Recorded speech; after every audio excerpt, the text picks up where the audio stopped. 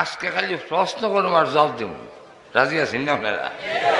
আজকের আজকালই এগুলোই খালি প্রশ্ন হইতো আর জবাব হইতো। রাজি আছেন? এক বড় মৌলবী সাহেব, জ্ঞানী লোক, দামেস্কের মিম্বরে বয়া কয়, আমি কেউ প্রশ্ন করলে আমার প্রশ্নের জবাব কেউ দিতে পারে না, আর আমারে কেউ প্রশ্ন করে আজকাইতে পারে না।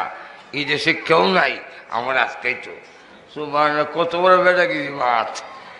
এমন সময় ইমাম আবু হানিফা ছাত্র দাঁড়ায় গেছে, দাঁড়ায় স্যার ওস্তাদ, আমরা এই দেশে বহু উলামাই কেরাম আছেন, হেরা তো অনেক বড় বড়, তা আমি ছাত্র, আমি তো নিয়ত করছি আপনাকে প্রশ্ন করব না, বরং আপনি আমাকে যা ইচ্ছা প্রশ্ন করেন, ইনশাল্লাহ আল্লাহ যদি তৌফিক দেয় আপনার জবাব দেওয়ার জন্য আমি প্রস্তুত। কত দেও বিলেই পাবে না। আমি যেহেতু জবাব দিব, আমি হইলাম উস্তাদ, আর আপনি যেহেতু প্রশ্ন করবেন আপনি ছাত্র, ছাত্রর জায়গা থাকেন, আমার আপনার জায়গা বয়ার বাধ্য এনে বয়েছে।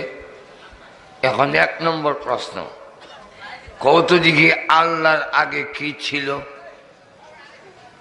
আচ্ছা কত দিঘি ঈদের কি জবাব দিত? আল্লাহর আগে কি আছিল?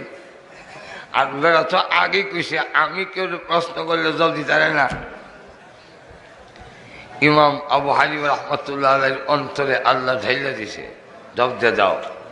তিনি ডাক দেখো, স্যার আল্লাহর আগে কি ছিল এটা বলার আগে আপনি বলেন তো অঙ্কের সংখ্যা কি জানেন? বলে হ্যাঁ জানি। কয়টা? 9টা। 9 থেকে নিচে যোগেন নেন তো 9, 8, 7, 6, 5, 4, 3, 2, 1, দর্শে ব্রেক, জান আর নাই, জান আর নাই। ঘুমাই গেছেন নাকি আল্লাহ? আরো যান নাই। কেন নাই? কই একের আগে কিচ্ছু নাই। একের আগে যদি কিচ্ছু না থাকে, আমার আল্লাহ বলছেন কুল হু আল্লাহু আহাদ, আমি আল্লাহ এক, আমার আগে কিচ্ছু নাই। করি বাবারি, এত দিলে এসে যাবা। 2 নম্বর প্রশ্ন হইল, বলেন তো দিকে আল্লাহ এখন কি করে? আচ্ছা কোন দিকে কিতা হইতো? আল্লাহ এখন কিতা হয়? সঙ্গে সঙ্গে তার ভিতরে জবাব এসে গেছে। তিনি তখন ডাক দেয়া কয়, স্যার আল্লাহ এখন আপনার মতো ইমন জ্ঞানী গুণীরে চেয়ার থেকে নামায়, আর আমার মতো ছাত্ররে চেয়ারও বয়, ই কামই এখন করে।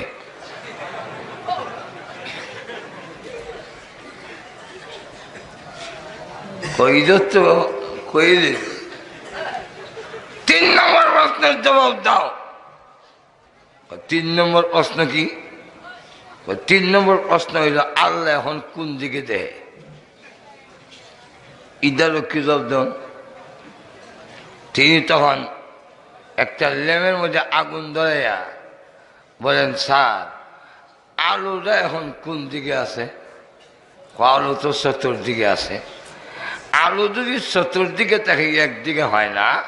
আমার আল্লাহ কোরআনে বলছেন, ফাইনামা তুওয়াল্লু ফাসাম্মা ওয়াজহুল্লাহ।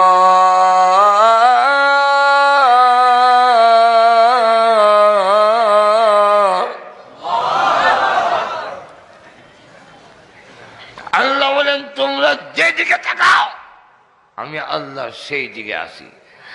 আলো যেমন চতুর্দিকে আছে, আমার আল্লাহ চতুর্দিকে আছে। আরো জোরে এখন ঠিক না? আরো জোরে।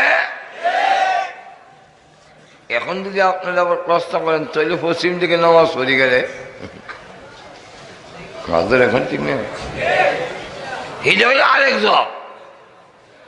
সারা বিশ্বের মুসলমান যেন একটা ঐক্যবদ্ধতা থাকে, সকলের টার্গেট যাতে একদিকে থাকে, সকলেই একদিকে একটা সেন্টার, তার নাম হইল বাইতুল্লাহ।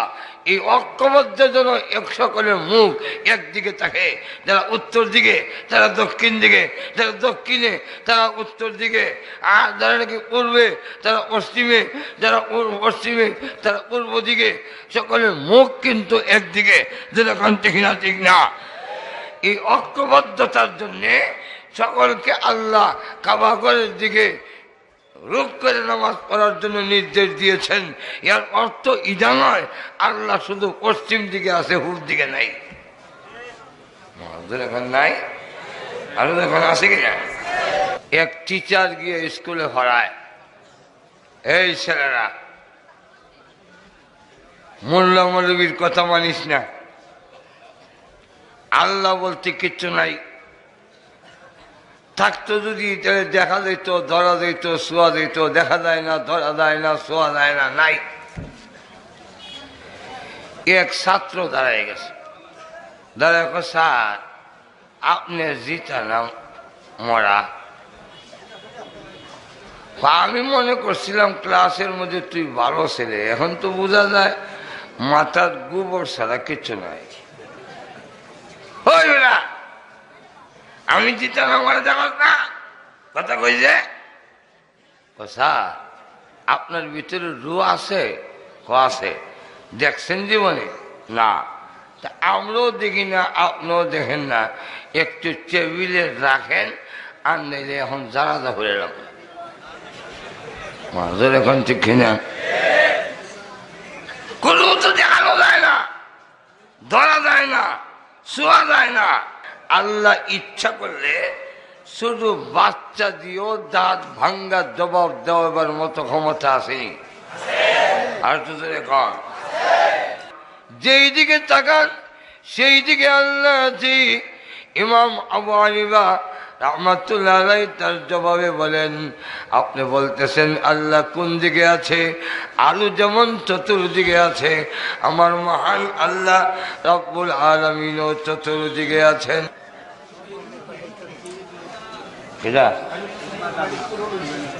কোন সমস্যা নেই,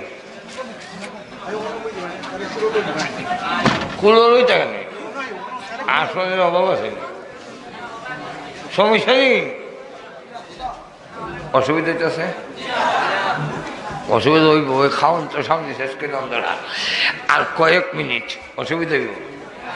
আচ্ছা ধরে এত দূর থেকে আইসি, কিছু সময় না করলে এটা তো আমার ফুসায় না।